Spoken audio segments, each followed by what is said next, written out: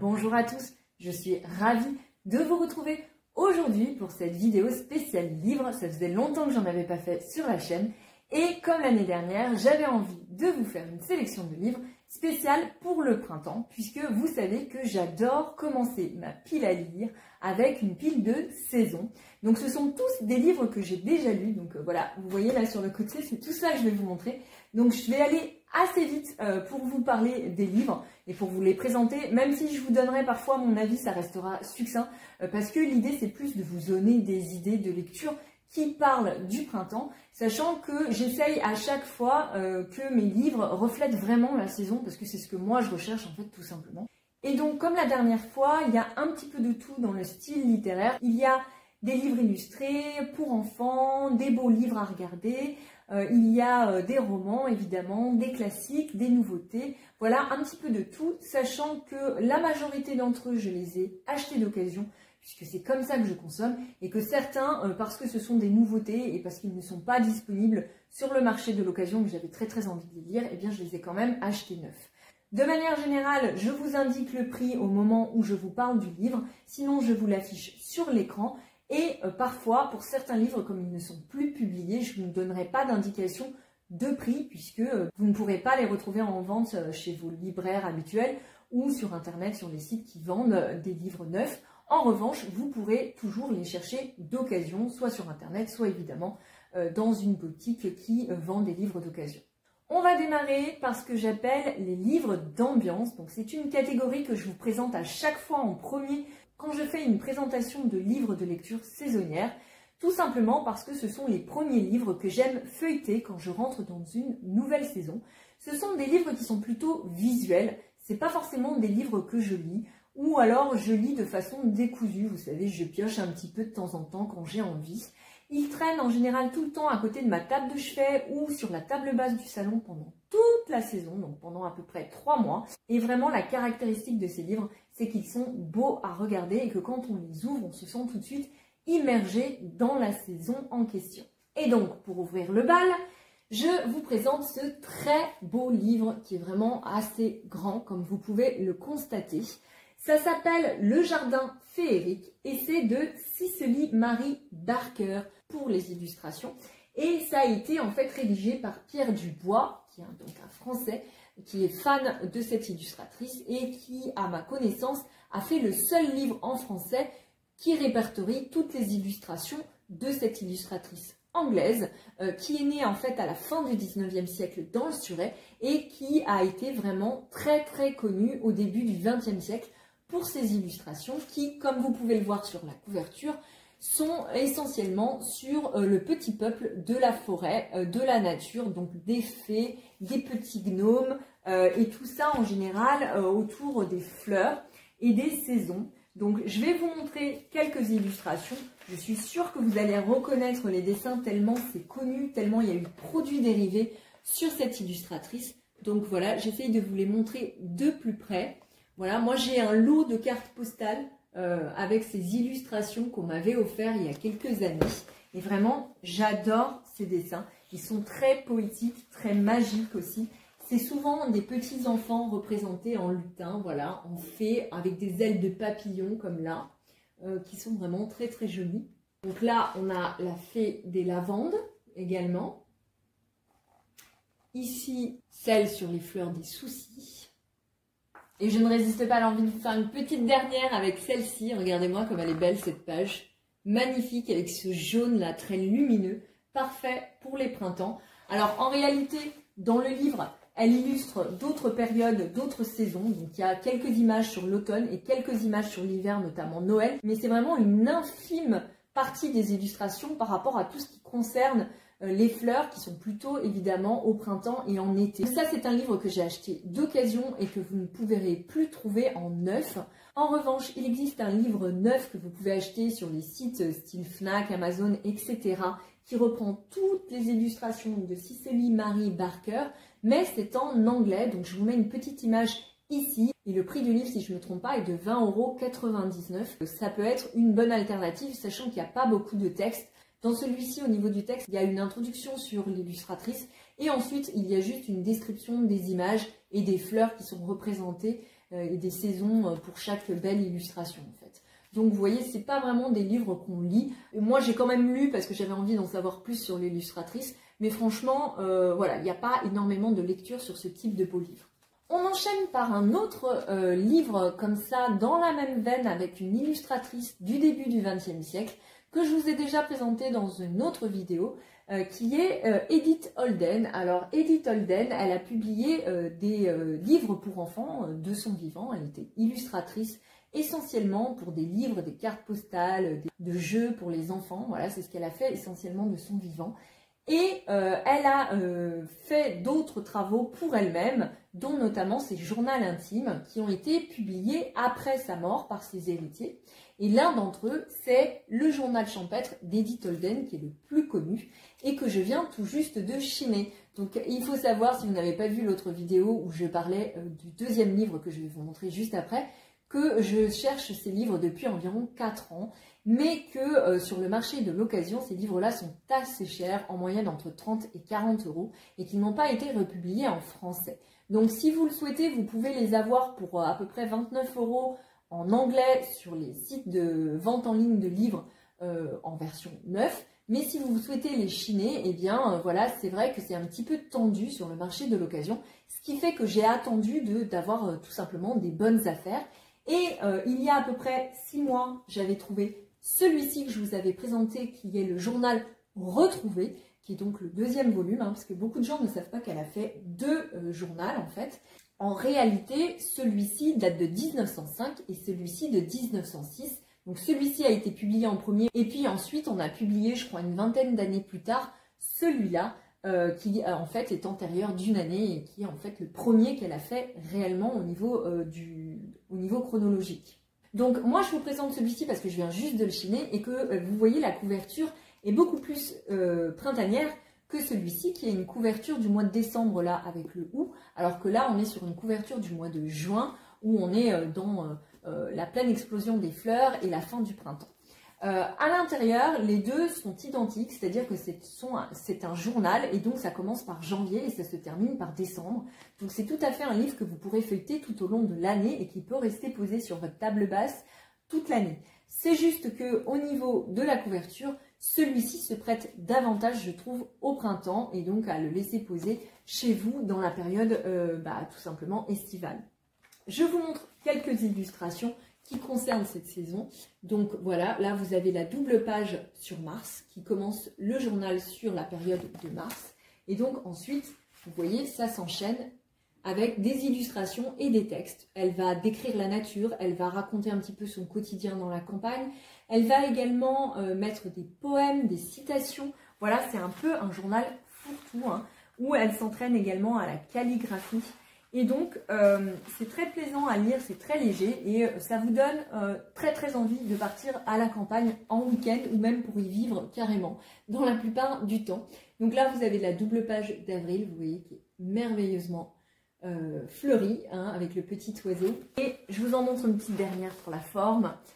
Voici cette belle double page qui, là, est plus un travail de botaniste, vraiment, puisqu'on va avoir des coupes de plantes décidées vraiment dans le style du 19e siècle, dans les planches botaniques qu'on pouvait trouver à l'époque.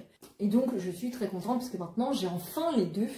Et c'est vraiment un plaisir à chaque fois pour les yeux de feuilleter ces livres-là. On enchaîne avec ce magnifique livre qui est vraiment un beau bébé. Vous voyez, franchement, on dirait un dictionnaire en fait. Même au niveau du poids, je peux vous dire qu'on dirait un dico.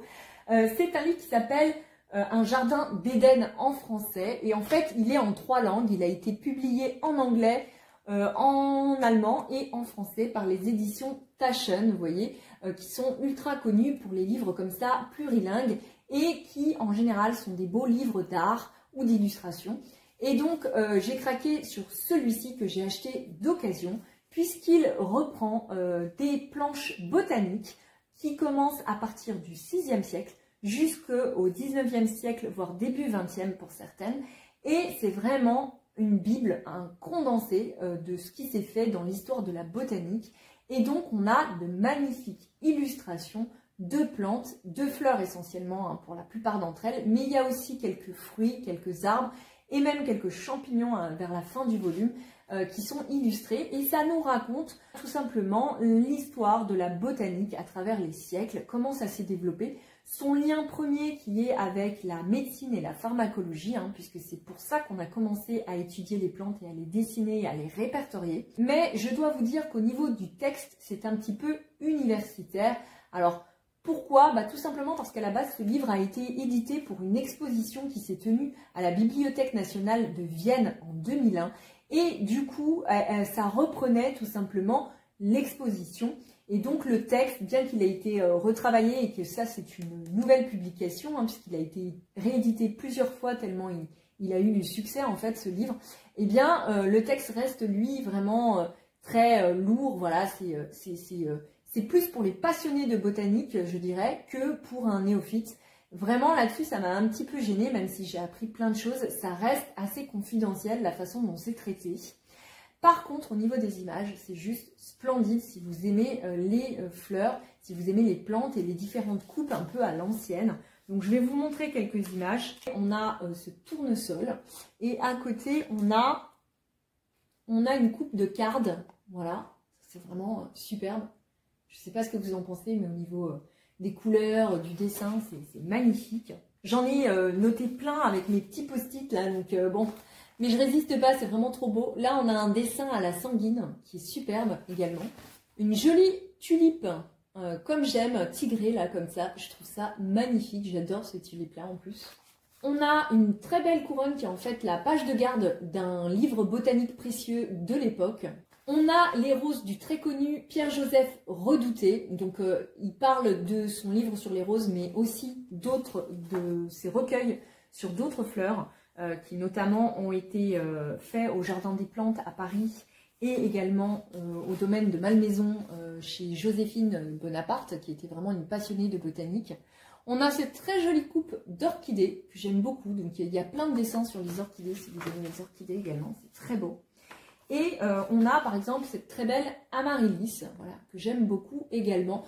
Donc il y en a plein, en fait je les aime presque tous, franchement je crois pas qu'il y ait un seul dessin que j'ai détesté, c'est juste qu'il y a des styles au crayon, d'autres qui sont très colorés. Vous avez vu qu'il y a des sanguines, il y a des empreintes de fleurs également. En fait, comme c'est un livre qui traite de l'histoire de la botanique, vous avez vraiment tout type de documents qui ont été gardés au fil des siècles sur la botanique et la connaissance des plantes. Et c'est vraiment une bible en ça sur le sujet. Et franchement, moi je suis néophyte et j'ai beaucoup apprécié. Alors je pense que quelqu'un qui aime ça, c'est vraiment un indispensable dans sa bibliothèque. En plus, vous avez vu comme il est magnifique. Donc je vous l'ouvre comme ça, hop. Voilà, vous voyez, l'intérieur est tout rouge. C'est un livre que vous pouvez trouver toujours neuf. Moi, je l'ai acheté d'occasion, mais il existe neuf. Et je vous affiche le prix quelque part par ici pour que vous ayez une idée.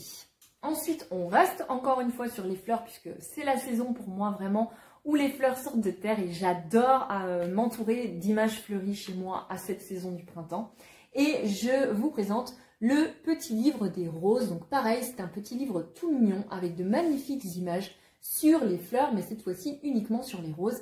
J'aime beaucoup le jaspage doré qui est propre à cette collection qui est publié aux éditions Le Chêne et qui coûte 14,95 €. Donc pareil, moi ces petits livres-là, j'ai tendance à les collectionner et je les achète d'occasion. À chaque fois que j'en trouve un qui me plaît, hop, je le prends. Parce que je trouve que le prix neuf, même si c'est une très belle édition, vous voyez, c'est cartonné, c'est très joli au niveau de la mise en page, c'est un petit peu cher vu la taille du livre. Et vu qu'il y en a plein en plus, si on veut les collectionner, ça vous ruine vite au niveau du budget.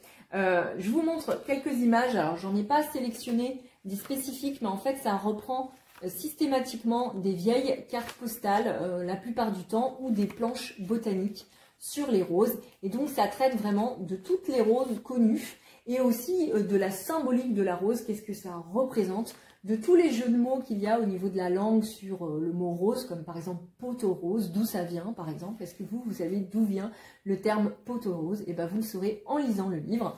Voilà, donc c'est très intéressant d'un point de vue culturel, c'est très riche en plein de petites anecdotes. Et si vous êtes un amoureux des roses, ben voilà, c'est un très beau livre. C'est aussi un livre qui est sympa à offrir, je trouve, à la fête des mères, par exemple, si vous avez une maman qui aime beaucoup les fleurs. C'est très sympathique et ça fait toujours plaisir et ça se fane pas, contrairement aux fleurs, voilà. Ensuite, le dernier livre un petit peu d'ambiance que j'ai choisi, c'est un tout autre registre. C'est un livre qui vient de sortir il y a quelques mois, qui s'appelle « Créer votre carnet de souvenirs à l'aquarelle » et qui a été publié par une influenceuse très connue sur YouTube qui s'appelle Laura Travelbook. Donc vous avez sa photo ici, peut-être que vous la suivez vous aussi sur les réseaux. Moi j'aime bien ce qu'elle fait et ce qui m'a beaucoup plu, déjà c'est la mise en plage qui est franchement très printanière. Ici je ne sais pas si vous voyez mais un petit peu de Vichy rose qui est quand même très très sympa. Et donc on a tout ce rose tendre, très clair, rose pastel qui nous suit en fil rouge pendant tout le livre.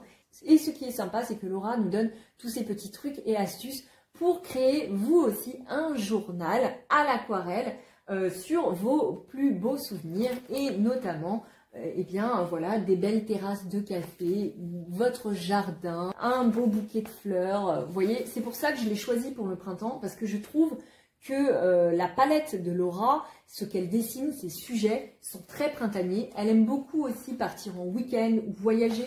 Donc c'est un livre qui peut vous accompagner pour vos voyages cet été. C'est aussi pour ça que je l'ai choisi parce qu'en fait, moi je suis quelqu'un qui fait un carnet de voyage chaque fois que je pars quelque part. Que ça soit pour un petit week-end de 2 jours ou que ça soit pour des longues vacances d'été. Et donc c'est vrai que j'avais envie d'avoir son petit guide dessus pour me donner de nouvelles inspirations pour mes futurs voyage et mes futurs dessins dans mon carnet. Et donc le prix du livre neuf est de 17,95 €. Donc là, moi je l'ai acheté neuf puisque celui-ci sur le marché d'occasion, vu que ça vient de sortir, c'est assez difficile à trouver. On enchaîne maintenant avec les lectures pour enfants. Vous savez que je suis une grande fan des livres illustrés pour enfants. Certains d'entre eux sont vraiment empreints de poésie, de douceur, de magie et c'est des livres que je recherche aussi bien pour mes filles que pour moi. En fait, quand j'en achète un nouveau, ça fait autant plaisir à mes 2 petites qu'à moi-même, hein, il faut le dire. Et donc, c'est vrai que j'ai tendance à en acheter pas mal. Et donc, pour le printemps, j'ai fait une petite sélection de ce qui m'a plu. Et on commence par celui-ci qui s'appelle justement Le Printemps. Donc, on ne peut pas faire mieux au niveau du titre. En fait, c'est une collection qui est sur les souris du buisson au mur, qui a été réalisée dans les années 80 par l'autrice qui s'appelle Jill Barclay. Et ce sont des livres qui jusqu'à présent se trouvaient sur le marché de l'occasion et qui coûtaient assez cher du coup parce qu'ils étaient recherchés en France étant donné que ça n'avait pas été republié. Mais ça vient de changer puisque ce printemps vient de sortir ce livre-ci qui reprend donc l'ancienne édition. Hein. C'est juste que la page de garde a été refaite, mais à l'intérieur vous avez exactement le même texte, les mêmes dessins, la même histoire. Et je trouve ça génial parce que moi, j'avais très envie de les chiner et je ne tombais jamais dessus. Ou alors ils étaient abîmés ou alors évidemment trop chers. Hein. Et là, on a la collection qui a été refaite. Alors, ça commence à sortir. On a le printemps qui vient de sortir.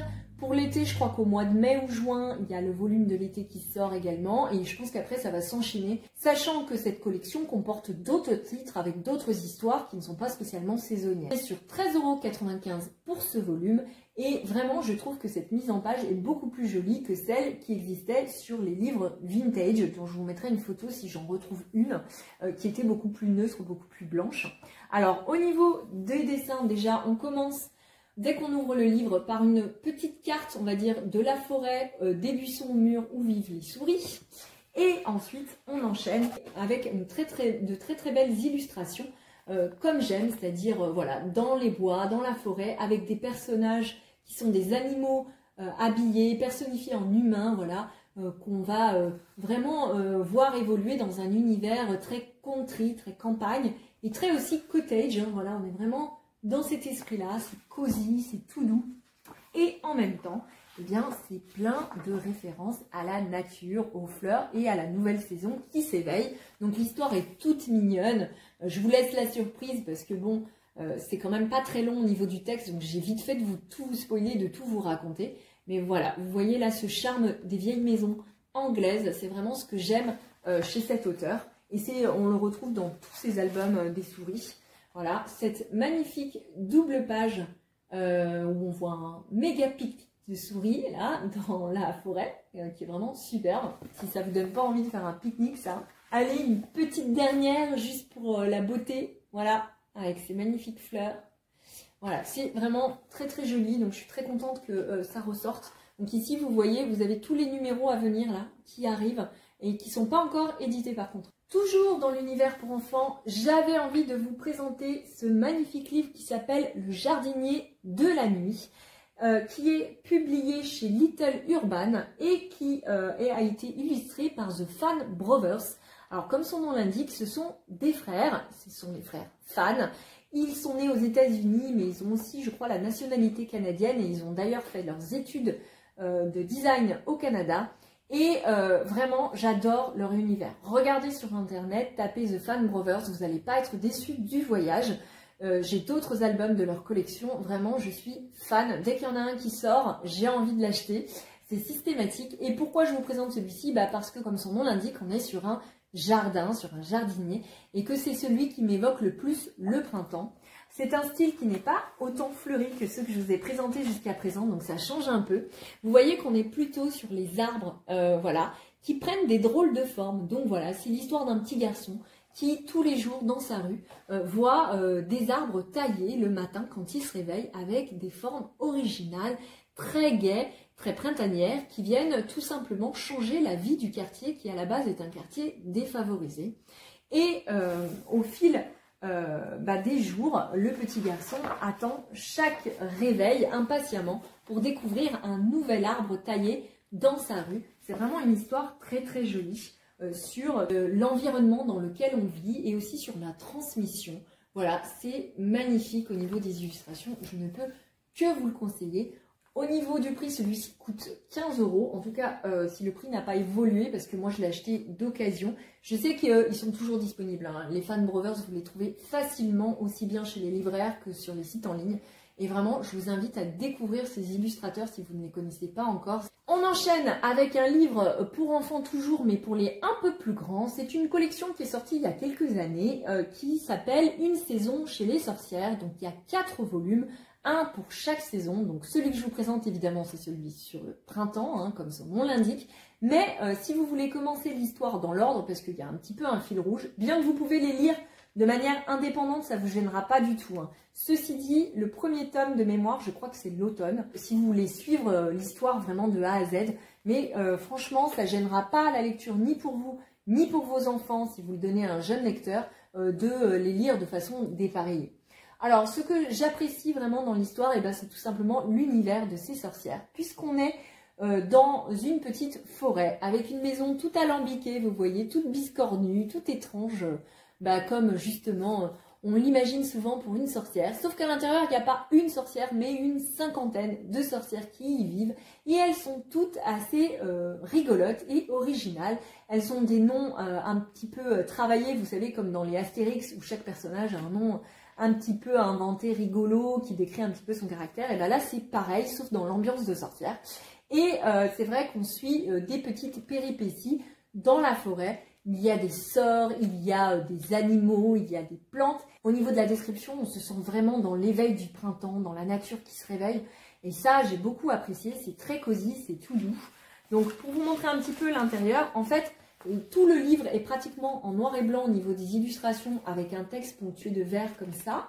Et on a de temps en temps des illustrations couleurs. Donc je vous en ai sélectionné quelques-unes, voilà, notamment de pleine page comme celle-ci, où on voit bien la forêt. Il y a plein de petits détails à regarder. Donc ça, les enfants en général aiment bien. Et puis ça vous met vraiment plus dans l'ambiance également.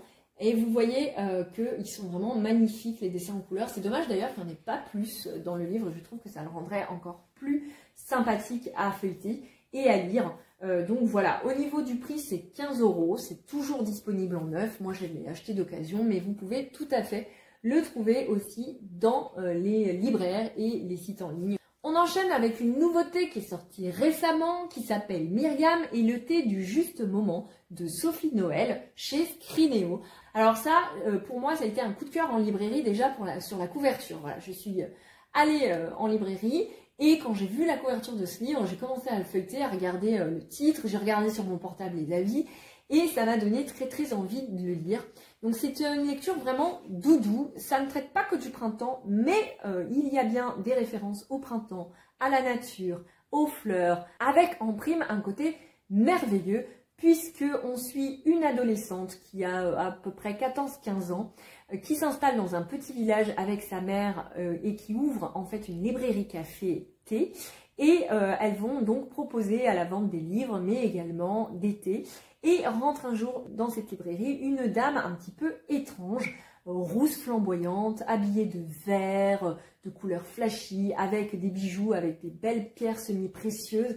Bref, vous l'avez compris, elle a un petit côté magique cette dame et elle va donc apporter à Myriam une dimension un petit peu féerique et on va entrer dans un univers un peu particulier. Ce qui est sympathique, c'est que c'est aussi un livre qui parle de livres en plus de parler de thé, donc c'est deux choses que j'adore. C'est vraiment une lecture cosy, voilà. Vous aimez les livres, vous aimez le thé, vous aimez la nature, vous êtes à fond dedans. En plus de ça, c'est un livre qui, à la base, est destiné certes aux adolescents, mais qui peut vraiment très bien se lire pour un adulte. J'ai pas trouvé ça trop enfantin, j'ai pas trouvé ça trop non plus pointé sur les adolescents, puisque c'est un petit peu le travers des livres pour cette période-là au niveau de la jeunesse. Hein. C'est vraiment que les livres jeunesse pour l'adolescence, parfois, c'est un petit peu trop adolescent, justement. Donc, moi, en tant qu'adulte, j'ai un petit peu de mal. Là, c'est pas le cas.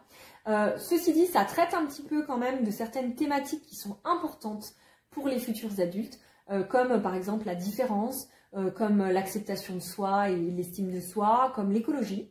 Et il y a un tout petit peu aussi le sujet de l'amour adolescent qui est traité, mais c'est très léger. Vraiment, ce qu'on retient de ce livre quand on le referme, c'est cet univers magique, c'est les livres, c'est le thé, et c'est tout ce qu'on va apprendre autour aussi voilà, des fées, etc. Donc je vous laisse le découvrir, c'est vraiment une histoire très sympathique à lire.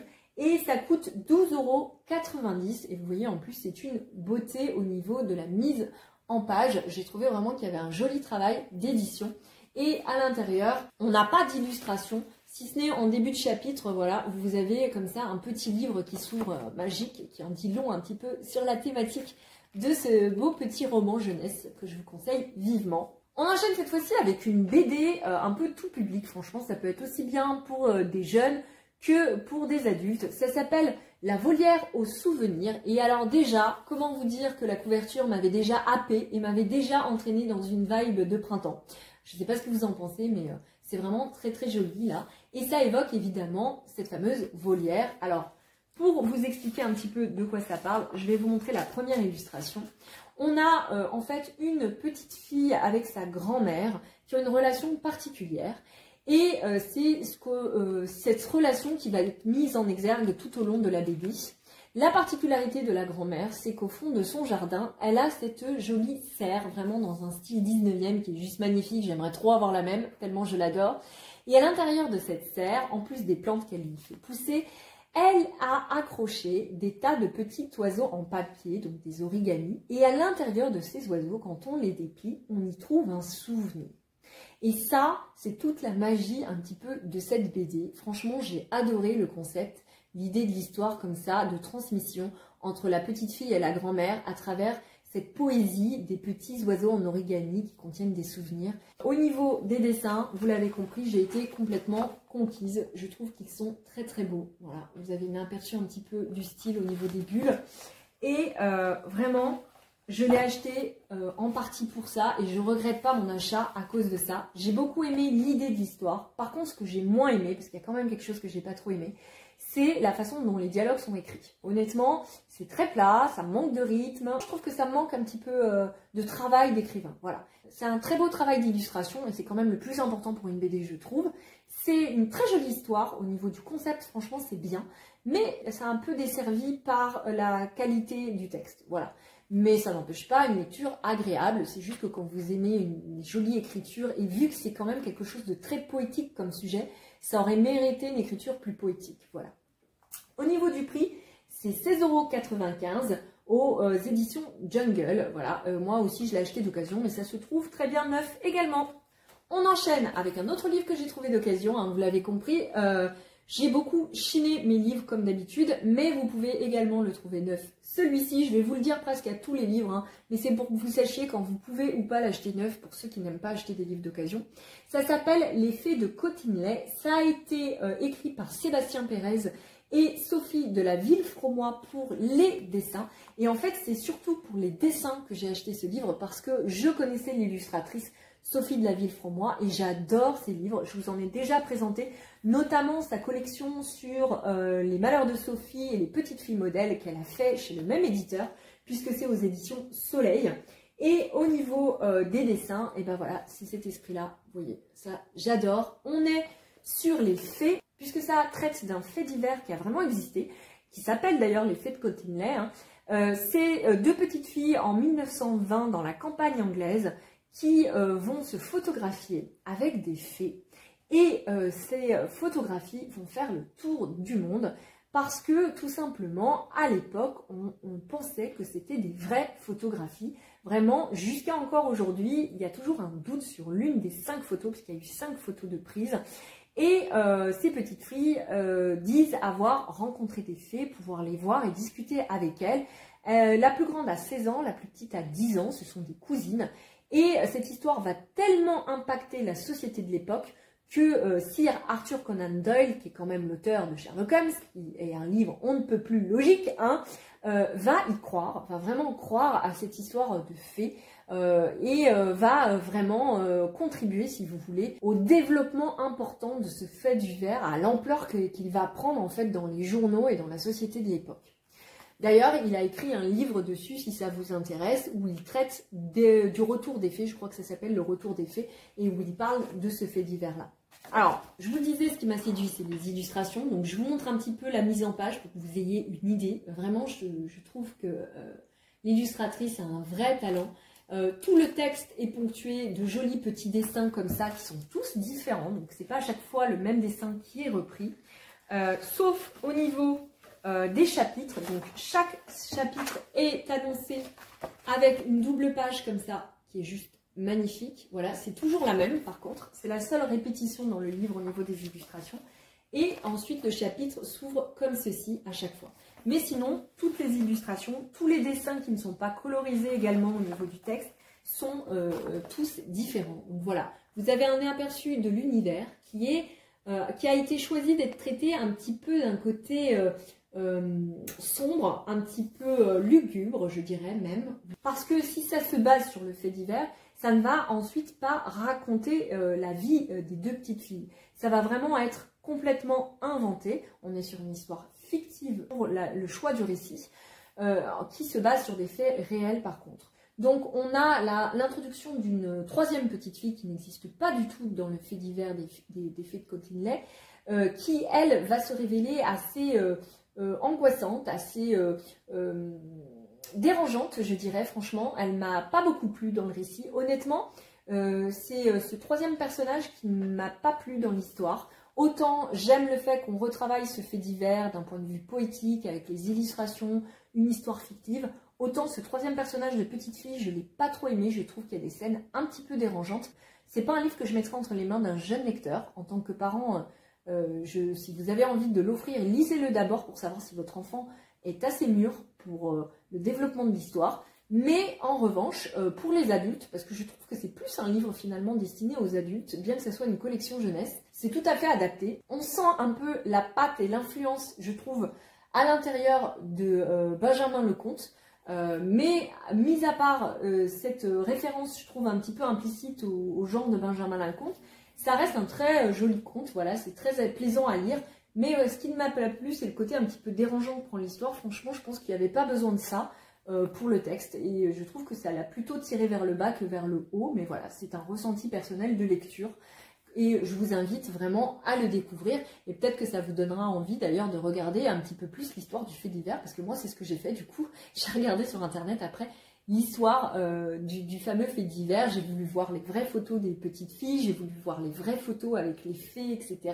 Et essayer de comprendre pourquoi il y a eu un tel engouement à l'époque autour de cette histoire. Ensuite, on passe maintenant au roman. Et mon petit coup de cœur de la saison, c'est celui-ci que vous avez dû voir passer sur les réseaux, puisque c'est Emily de New Moon de Lucy Maud Montgomery aux éditions de Monsieur Toussaint Louverture. Donc vous savez, si vous avez regardé les autres vidéos, que j'ai lu tous les Anne de Green Gables en référence à cette maison d'édition, et que je suis très contente qu'ils aient sorti le premier livre avec l'héroïne Emily. Donc en fait, il va y avoir 2 autres volumes qui vont sortir successivement dans l'année, puisque c'est une trilogie.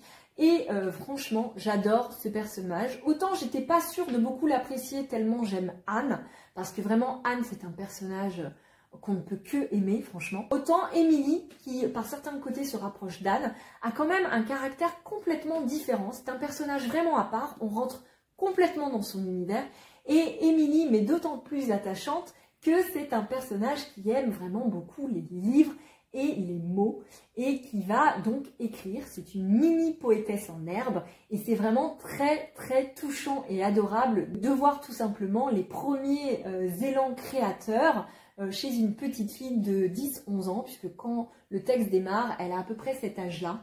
Et voilà, comme Anne, c'est une enfant qui va être orpheline, qui va avoir un début d'enfance difficile, mais elle va avoir un côté beaucoup plus piquant. C'est vraiment une petite chipie, hein. C'est contrairement à Anne qui est toute douce, qui est la bonté et la gentillesse incarnée. Émilie, elle a beaucoup plus de travers et ça la rend encore plus attachante, je trouve. Donc vraiment, j'ai été surprise. Je ne pensais pas pouvoir apprécier plus ce personnage que Anne. Et pourtant, bah si, en fait. Je l'adore, cette petite Émilie. Vous l'avez compris. Et je vous invite vivement à découvrir son histoire. Ce qui est sympa au niveau du printemps et de la saison actuelle, c'est que bah déjà, vous regardez la couverture, franchement, vous vous sentez déjà en pleine nature au printemps. Et en plus, à l'intérieur, il y a encore plus de descriptions de la nature, des fleurs, des plantes, que je trouve dans Anne, qui déjà en regorge. Eh bien, je trouve qu'il y en a plus à l'intérieur de celui-ci. Tout simplement parce que c'est une petite fille qui a vraiment un esprit lyrique, qui est en plein dans la poésie et qui observe énormément ce qui l'entoure pour pouvoir l'écrire dans son texte de façon merveilleuse. Et donc, ça, c'est encore plus souligné dans le texte, si vous voulez, que dans Anne. Et c'est pour ça que je vous invite vivement à commencer cette lecture au printemps. Vous ne serez pas déçus du voyage. On enchaîne avec une autre nouveauté qui vient de sortir, qui s'appelle Felicita de Serena Giuliano. Alors, d'habitude, je lis cette autrice, donc Serena Giuliano, plutôt en été, puisque c'est une autrice qui a toujours des romans qui se passent en Italie. Et à l'intérieur du roman, il y a toujours une histoire un peu aigre-douce, moi j'appelle ça. Donc c'est des feel good, mais qui ont toujours un petit côté un peu triste, un peu, avec des personnages qui ont souffert ou qui vivent quelque chose d'un petit peu particulier. Et on est dans un cadre très vacances, très été en Italie à chaque fois. Il y a des mots en italien par-ci par-là, il y a des chansons, il y a des références culturelles qui font que c'est vraiment des romans que j'aime bien lire en été. Mais celui-ci, quand je l'ai vu en librairie, déjà, hein, on est d'accord, la couverture est merveilleuse, mais quand je l'ai ouvert, à part la petite introduction, la première page de l'Inkipit, on a le premier chapitre qui s'ouvre sur printemps. Donc je me suis dit, ok, c'est un signe, il faut que je lise au printemps. Et effectivement, je ne regrette pas, puisque ça traite d'une année entière. Ça raconte une histoire d'amitié, hein, cette fois-ci. On n'est pas du tout sur une histoire d'amour, donc ça change un petit peu au niveau de ce genre de roman, hein, où les feel good sont souvent autour d'une histoire d'amour, voilà, entre deux personnages qui se rencontrent.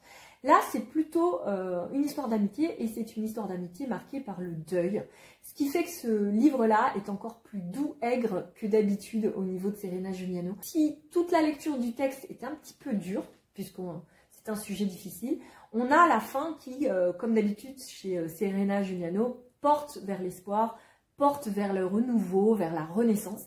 Et le printemps, symboliquement, c'est aussi cette saison-là. C'est la saison du renouveau, où après l'hiver qui a été rude, eh ben, on sort de terre, les plantes repoussent, la nature revit malgré toutes les épreuves de l'hiver. Et c'est vraiment en ça que je vous conseille cette lecture du printemps, parce qu'on est vraiment dans ce sujet-là avec le deuil qui est traité, et cette magnifique histoire d'amitié, parce que c'est vrai que l'amitié, c'est un sentiment qu'on traite moins en littérature. On parle beaucoup d'amour et moins d'amitié, et rien que pour ça, je trouve que ça mérite aussi la lecture.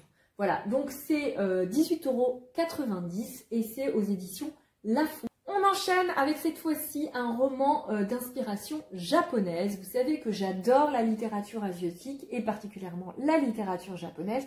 Et je suis très heureuse puisque en ce moment c'est vraiment à la mode et on a plein de romans japonais comme ça qu'on peut trouver en librairie.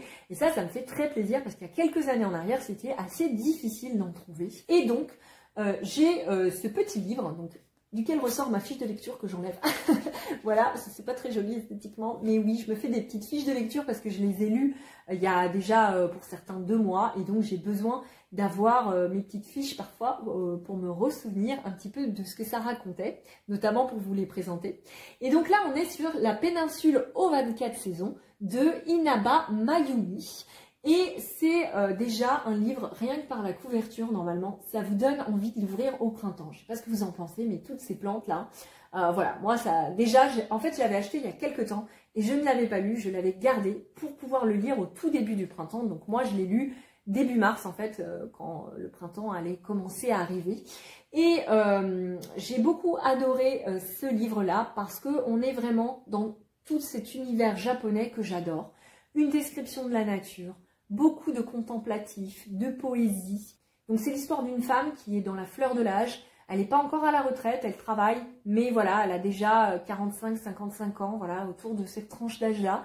Et c'est une citadine qui va revenir aux sources et va s'installer en milieu rural. Alors à temps partiel, hein, puisqu'elle fait toujours des allers-retours avec Tokyo. Et on va s'émerveiller de la nature avec elle, tout simplement. Et face à son jardin, face à la mer, puisqu'elle vit sur une péninsule, comme le titre l'indique. Et on a tout ce paysage japonais qui vraiment dépayse. Donc c'est un livre aussi que vous pouvez lire l'été si vous aimez le voyage, si vous recherchez du dépaysement. Mais vraiment, d'un point de vue nature, je trouve qu'on est vraiment plus dans cette vibe du printemps. Même si on la suit au fil des saisons également, donc il n'y aura pas que du printemps à l'intérieur. Ça commence par le printemps et on est vraiment dans cet état d'esprit aussi au niveau du personnage, d'un renouveau, d'un travail sur soi qui se prête vraiment à cette saison du printemps. Comme je vous l'ai dit tout à l'heure, c'est vraiment la saison où tout se renouvelle, où il y a de l'espoir, où tout repart en fait, où tout reprend vie. Et c'est un personnage qui est aussi dans cet élan en fait. Donc c'est pour ça que c'est agréable à lire. Et ce qui est sympa, c'est qu'on découvre les saisons japonaises du jardin qui se décomposent en 24 cycles et non pas en 4 comme on les connaît. Donc au Japon, on suit les 4 saisons, hein, ça existe. Mais en fait, pour le jardin, dans les anciens livres japonais, on les découpait en 24 saisons. Cette appréciation du temps qui est complètement différente de celle que nous, on connaît en tant qu'occidentaux. Voilà, donc je vous le conseille aussi vivement si vous aimez les livres poétiques, un petit peu contemplatifs. C'est sûr que si vous recherchez de l'action, ça ne sera pas ce livre-là. Mais moi, j'aime bien et c'est vrai que je trouve que c'est bien traité. Donc quand un livre est bien traité sur un sujet contemplatif, ça passe. Si le livre est mal écrit, si ça manque de justesse, eh bien effectivement, ça va vite devenir ennuyeux et c'est pas le cas, je trouve, de ce livre-là. Ensuite, on enchaîne encore avec du japonais. Bah oui, comme je vous l'ai dit, c'est vraiment à la mode et c'est pour mon plus grand plaisir. Et cette fois-ci, c'est 3 romans du même auteur, publiés aux éditions Nami, là, que je vous montre, que j'adore. J'adore cette maison d'édition. Elle est assez jeune, hein, il n'y a pas beaucoup de livres. Hein. Franchement, je pense qu'il y en a une vingtaine qui ont été publiés sous cette édition. Mais franchement, j'aime tous les livres qu'ils ont sortis jusqu'à présent. J'aime leur mise en page qui est vraiment à chaque fois magnifique, regardez-moi ça, si ça vous donne pas envie d'ouvrir et de feuilleter le livre. Alors ces ouvrages, ils sont tous du même auteur japonais qui est une femme qui s'appelle Michiko Aoyama et ce sont tous les mêmes styles littéraires puisqu'on est à chaque fois sur ce qu'on appelle des romans chorales. Alors des romans chorales, ce sont tout simplement des romans où chaque chapitre traite d'un personnage différent ou d'une thématique différente, ça dépend un petit peu comment ils sont construits. En l'occurrence ici, c'est à chaque fois un personnage différent, un nouveau narrateur. Et il y a un fil rouge qui relie tous ces chapitres et tous ces personnages. Et normalement, quand vous arrivez à la fin du roman, ça doit faire comme une fresque qui relie le tout, quoi. Tout doit, à la fin, normalement, s'éclaircir comme dans une gigantesque fresque dans laquelle vous allez mettre chaque chapitre, chaque personnage. Et ça forme un tout, voilà, qui finalement est relié ensemble. Et donc, pour le premier qui est sorti en France, qui s'appelle La bibliothèque des rêves secrets, on a un livre choral qui se passe dans une bibliothèque. Et dans cette bibliothèque, on a un personnage très particulier qui est la bibliothécaire, qui est une dame énorme, qui ressemble un peu à un sumo, qui est un peu intimidante. Et à chaque fois que quelqu'un rentre dans la bibliothèque et va lui demander conseil, elle va lui sortir une liste de livres sur la thématique qu'il a demandé. Et à la fin, il y a un livre qui n'a rien à voir avec la demande initiale du lecteur. Et en plus de ça, elle leur rajoute un petit cadeau qu'elle fabrique elle-même, fabriqué en laine en fait, et qui est comme une mini peluche si vous voulez, qui représente quelque chose. Et c'est un peu comme une énigme, c'est-à-dire que le lecteur ne comprend pas pourquoi la bibliothécaire lui a conseillé un livre qui n'a rien à voir avec tous les autres livres qu'il a demandé, et pourquoi elle lui donne ce petit porte-bonheur en fait en tissu. Et donc au fil du chapitre, on va découvrir pourquoi en fait cette bibliothécaire a fait ça. Donc il y a un petit côté magique. Et c'est un livre qui parle de livres. Donc rien que pour ça déjà, si vous êtes comme moi, ça vaut la lecture, parce que moi j'adore les livres qui parlent de livres, les livres qui se passent dans une bibliothèque, dans une librairie, voilà, avec un livre magique, enfin tout ce qui est dans ce genre de thème en général, c'est pour moi, et là on est vraiment dans ce thème-là. Alors pourquoi le lire au printemps? Tout simplement parce que dans les littératures japonaises, il y a souvent une évocation à la nature, et très souvent également une évocation aux sakura, qui sont tout simplement les cerisiers en fleurs à l'époque du printemps au Japon, qui sont très importants et qui marquent le début de la saison. Et donc, on y fait référence dans le livre. Voilà, mais tout le livre, évidemment, ne parle pas de la saison printanière, mais il y a des évocations et du coup, je trouve ça très plaisant à lire en cette saison. Les deux autres romans, ce sont des romans qui sont des duos, hein, ils vont ensemble. C'est un Jeudi saveur chocolat qui est le premier à lire et le deuxième qui s'appelle Un lundi parfum matcha. Et ces deux livres, en fait, vont ensemble, bien que ce soit des romans chorales. On retrouve des personnages du premier roman dans le deuxième volume qui sont repris. En fait, ce sont des personnages secondaires qui ont été vaguement aperçus dans le premier volume, qui sont un peu plus développés. Et la particularité des deux romans, c'est que ça se passe au café Marble, qui est un petit café japonais très cosy, avec une ambiance toute douce, qui est justement situé au bord d'une allée de cerisiers en fleurs. Et on a vraiment davantage, je trouve, cette sensation de printemps dans le premier volume notamment, et énormément de nature dans le deuxième également. Donc vraiment, c'est parfait à savourer là en cette saison. On enchaîne avec encore un roman qui s'appelle Les 5 parfums de notre histoire et qui a une particularité, c'est que c'est un roman à senteur. Oui, c'est ça qui m'a fait craquer. À la fin du livre, vous avez ici des petits patchs odorants, hein, des parfums, vous savez, comme les échantillons que vous avez dans les magazines. Et en fait, quand vous suivez les personnages, il y a des moments dans le texte où on vous dit allez à l'échantillon numéro 1, numéro 2, numéro 3, etc. Et ça vous permet d'avoir une expérience de lecture olfactive.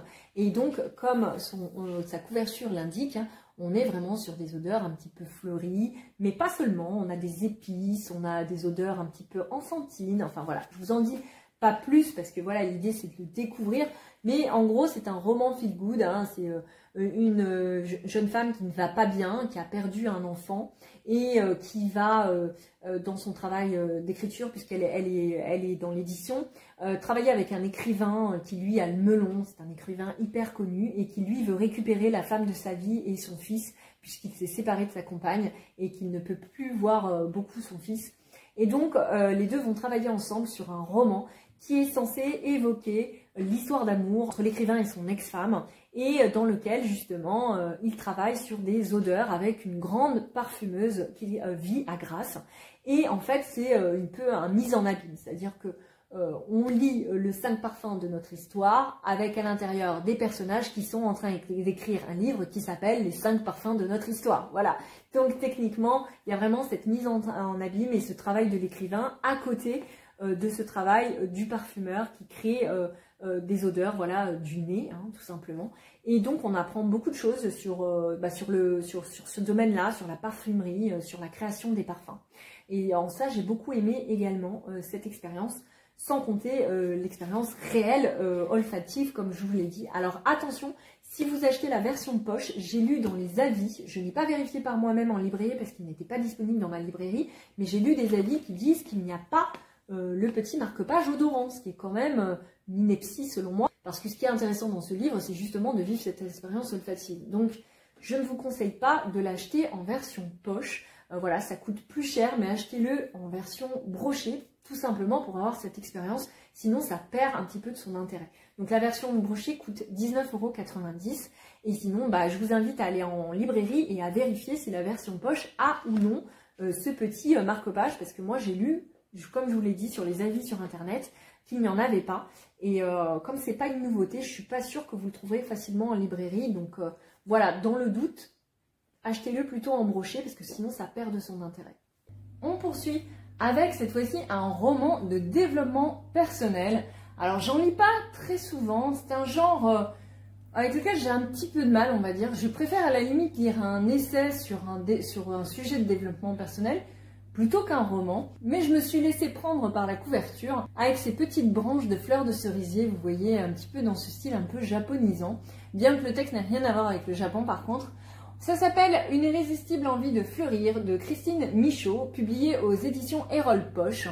Et en fait, c'est un roman qui traite d'une jeune femme au Québec qui a une grande carrière de présentatrice télé et qui va se retrouver du jour au lendemain virée. Et non seulement elle va se faire virer, mais en plus elle va perdre son petit ami, elle va perdre sa maison parce qu'elle va devoir quitter les lieux. Bref, tous ses repères, tout ce qu'elle a construit dans sa vie jusqu'à peu près ses 40 ans, tout disparaît du jour au lendemain en quelques semaines.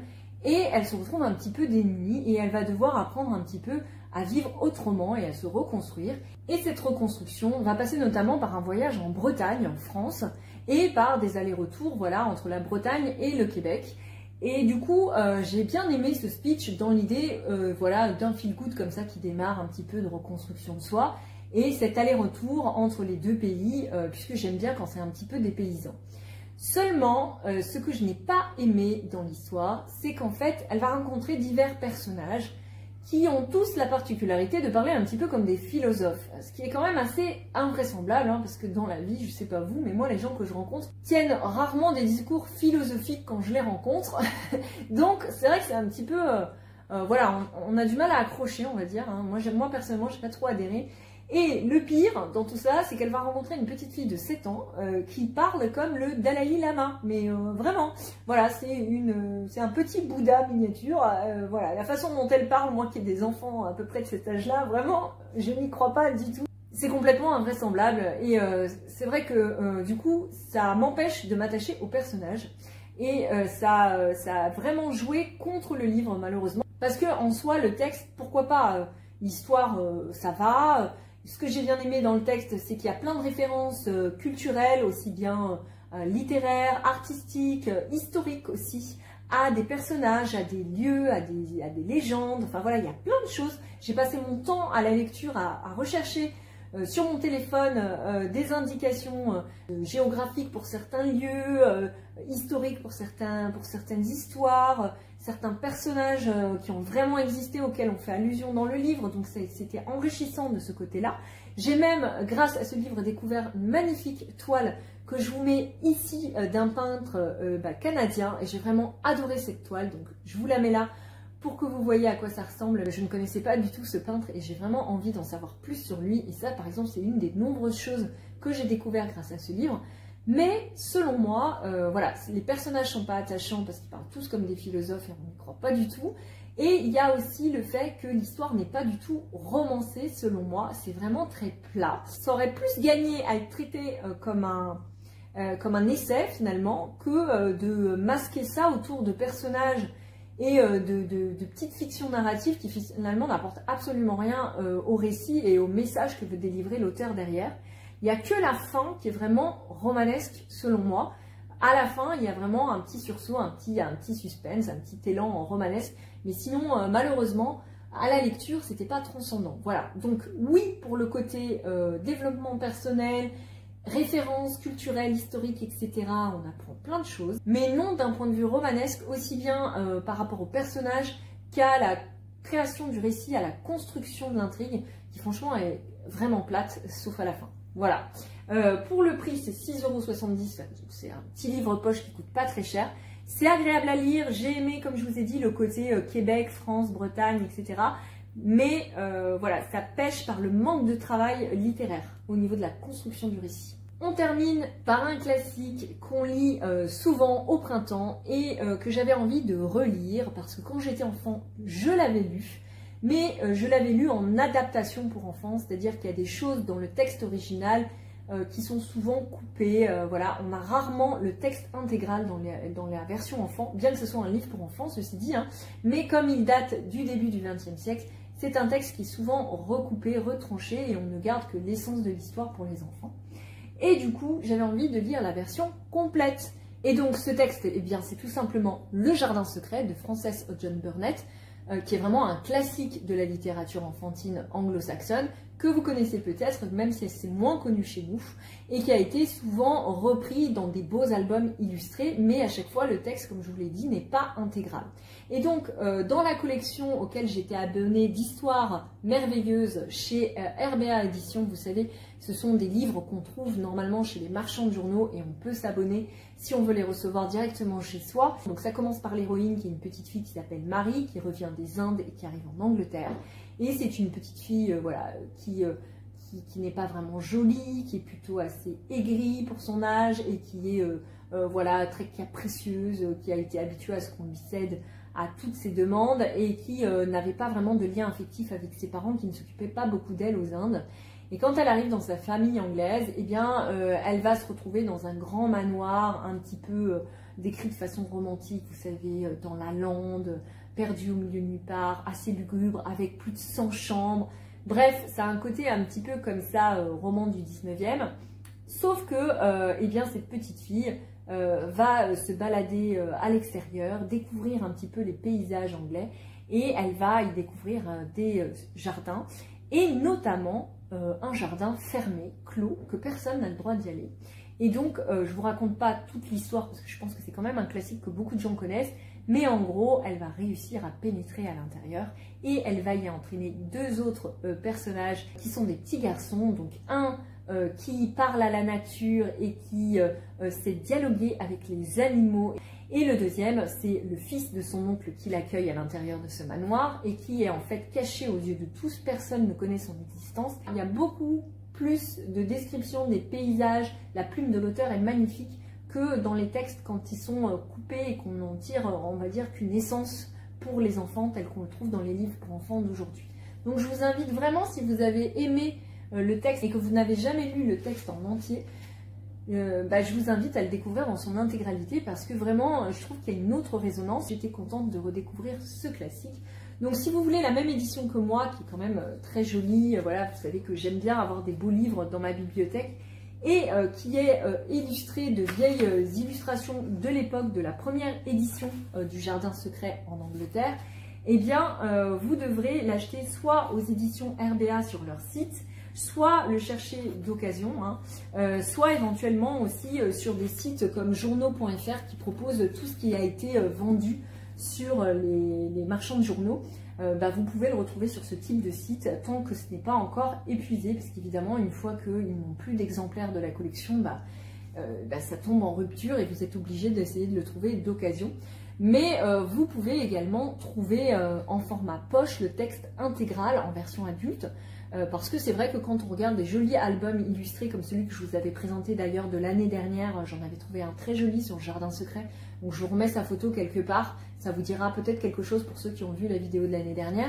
Le texte n'était pas en intégrale, celui que j'ai moi de mon enfance, le texte n'est pas en intégrale également, et donc c'est vrai que pour le découvrir, il faut plutôt l'avoir sur une version non illustrée ou avec très peu d'illustrations, un peu plus destinée aux adultes qui ont envie de découvrir des grands classiques anglais en fait. Et bien voilà, c'était le dernier livre que j'avais à vous présenter. J'espère que cette petite sélection de lecture printanière vous aura plu et que ça vous aura peut-être donné des idées voilà, de lecture ou des envies de découvrir certains auteurs ou certains illustrateurs que je vous ai présentés. Et si c'est le cas, n'hésitez pas à liker la vidéo, abonnez-vous et n'hésitez pas également à m'envoyer vos commentaires puisque j'adore avoir votre retour sur les différentes vidéos que je fais. Et je vous dis à très bientôt pour une prochaine vidéo. Profitez bien de cette belle saison printanière et bonne lecture à tous et à toutes. À bientôt!